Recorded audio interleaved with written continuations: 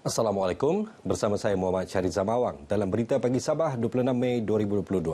Semua permohonan tapak tanah untuk pembinaan pejabat yang dikemukakan jabatan dan agensi kerajaan di daerah PITAS telah mendapat kelulusan. Persetujuan itu dimeterai dalam perbincangan bersama pihak-pihak berkaitan. Ahli Dewan Undangan Negeri Adun PITAS, Datuk Seri Rudi Awah memberitahu perbincangan tersebut melibatkan beliau bersama pejabat daerah PITAS, Majlis Daerah PITAS, Jabatan Tanah dan Ukur serta Taman-Taman Sabah. Jelasnya, keperluan tapak pembinaan pejabat perlu diselesaikan secepat mungkin demi pembangunan dan kemajuan daerah tersebut. Segala apa juga keputusan dalam mesyuarat itu haruslah mempunyai tindakan yang segera dan tidak boleh diubah. Itu keputusan adalah keputusan permuafakatan, persetujuan dalam mesyuarat. Jangan diubah. Pada saya, apabila kita telah putuskan, itulah yang akan kita angkat kepada mesyuarat LUC maupun kepada pengarah-pengarah yang berkenaan maupun kepada Ketua Menteri. Jadi saya yakin dan percaya bahwa ia akan terlaksana. Datuk Rudi yang juga pembantu Menteri Sains, Teknologi dan Inovasi bercakap kepada RTM dalam Majlis Rumah Terbuka Hari Raya Kementeriannya di Kota Kinabalu. 7 buah sekolah rendah termasuk 3 prasekolah terlibat projek pembinaan semula dan naik taraf sekolah-sekolah daif di Kota Belud telah siap sepenuhnya. Projek berkenaan di bawah Kementerian Pendidikan dan dilaksanakan Jabatan Kerja Raya JKR Sabah. Menurut kenyataan JKR Sabah, satu majlis penyerahan projek siap telah dilangsungkan di Kota Belud baru-baru ini. Ia disempurnakan pengarah JKR Sabah Datuk Insinyur Ali Ahmad Hamid yang menyerahkan replika kunci kepada Guru Besar Prasekolah Tempasuk 2, Prasekolah Dallas, Prasekolah Lasau Tintapon, SK Sayap, SK Nahaba, SK Gensurai dan SK Sarang. Dalam program berasingan, Datuk Ali Ahmad turut merasmikan Bilik Bencana Daerah JKR Kota Belud yang berfungsi untuk menerima, merekod dan memantau insiden bencana. Dalam masa sama, pusat itu juga bagi mengenal pasti laluan alternatif yang selamat bagi kemudahan pengguna jalan raya sekiranya berlaku bencana alam. Perkembangan semasa COVID-19, 9 daerah merekodkan peningkatan kes berbanding 6 daerah yang merekodkan penurunan kes semalam. Menurut kenyataan Jurucakap COVID-19 Sabah, Datuk Seri Panglima Masidi Manjun, 6 daerah yang tidak merekodkan sebarang jangkitan Selasa lalu mencatatkan sekurang-kurangnya 1 kes baharu. Sebanyak 12 daerah kekal sebagaimana catatan sebelumnya. Secara keseluruhan, sejumlah 66 kes baharu semalam, iaitu 14 kes lebih tinggi daripada hari sebelumnya. Sebanyak 64 kes baharu dalam kategori 1 dan kategori 2 dan 2 kes dalam kategori 4. Bilangan pesakit COVID-19 sembuh ialah 62 orang, manakala 204 pesakit sedang menerima rawatan. Seterusnya ikuti statistik terkini kes baharu mengikut daerah dan kadar vaksinasi bagi Sabah.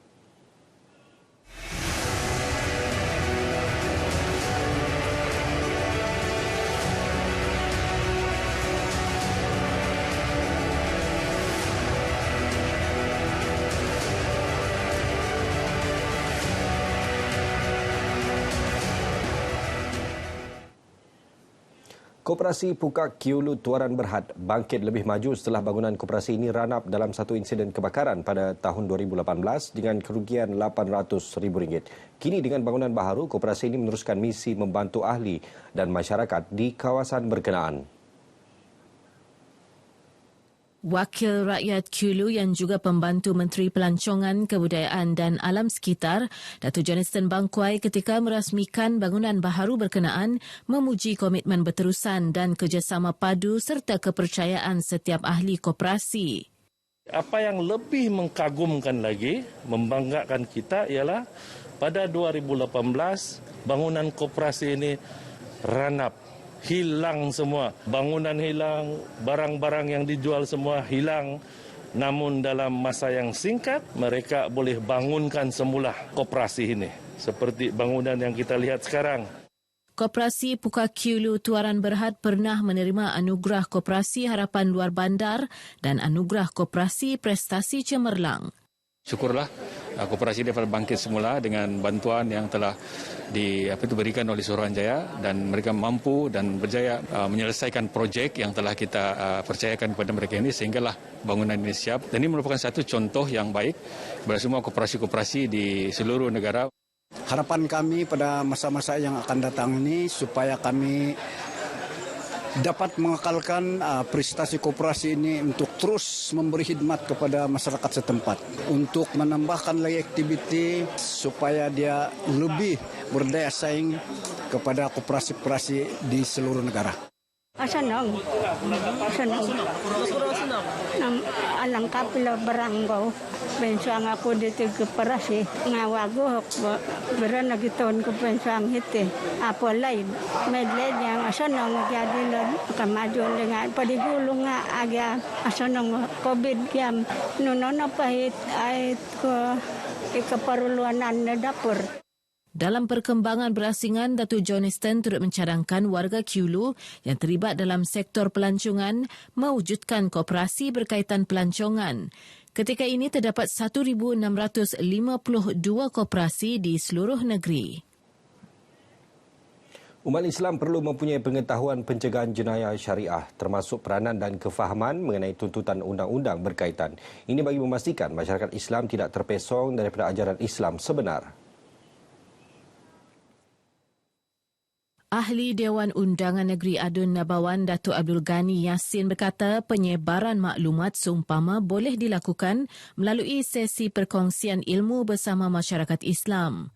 Beliau berucap merasmikan dialog cegah jenayah syariah anjuran Jabatan Hal Ehwal Agama Islam Negeri Sabah JAHINS dengan kerjasama Pejabat Daerah Nabawan, Mahkamah Anak Negeri dan agensi kerajaan di Pusat Komuniti Islam di Nabawan. Teks ucapannya dibacakan penolong Pegawai Daerah Pentadbiran Nabawan, Ali Khazrai Pandin Ali Udin. Sementara itu, masyarakat Islam yang hadir turut menyambut baik program yang diadakan. Beragama Islam perlu mengetahui bahawa beberapa garis panduan yang telah diberikan oleh penceramah tadi berhubung dengan masalah-masalah jenayah syariah terutama sekali di daerah ini. Walaupun di daerah ini daerah luar bandar, tetapi perlu juga kita bersiap-siagalah. Saya ingin mengucapkan berbanyak-banyak terima kasih kepada dialog jaga jenayah. Syukur alhamdulillah dialog ini tadi memberi kepahaman bagi diri saya lah. Jadi syukur, terima kasih. Kalau boleh akan datang ada lagi, kami jom lagi. Mudah-mudahan dan insya-Allah kita mengharap selepas ini akan lebih ramai lagi di kalangan kepelbagaian masyarakat kita di sini untuk menyertai dan menghadiri program-program keagamaan. Sesi dialog ini antara lain membentangkan enakmen syariah dan isu kesalahan lain. Ahli Persatuan Veteran Angkatan Tentera Malaysia, PVATM Negeri Sabah diingatkan agar tidak terlibat dalam aktiviti Perhimpunan Aman pada 6 Jun ini. Yang di-Pertuannya, Marsyid Muhammad Salim menasihatkan mereka yang ingin mengutarakan sebarang tuntutan kebajikan agar mengikut saluran yang betul iaitu melalui Jabatan Hal Ehwal Veteran. Saya ingin menasihatilah ahli-ahli kita khusus Negeri Sabah ni supaya jangan terikut-ikut rentak ikut menyokong apatah lagi hadir di perhimpunan ini untuk mengelakkan tindakan tata tertib akan diambil terhadap ahli-ahli kita. Beliau memberitahu media dalam Majlis Aidilfitri PVATM di Kota Kinabalu. Marsyid yang juga Naib Presiden 4 PVATM berharap semua ahli tekad menjaga keselamatan dan keharmonian negara dari segala bentuk ancaman. Setakat ini, PVATM Sabah mempunyai lebih 6,000 ahli. Pertubuhan Kebudayaan Kesenian Bajau Sempurna Pekas dengan kerjasama Akademi Seni dan Teknologi Kreatif ASTIF Universiti Malaysia Sabah UMS mengadakan simposium Bajau Antarabangsa selama 2 hari bertempat di UMS Kota Kinabalu. Menurut Pengerusi Pekas Datuk Seri Nasir Tun Sakaran, simposium ini bertujuan memperluas pengetahuan tentang sosio-budaya masyarakat Bajau.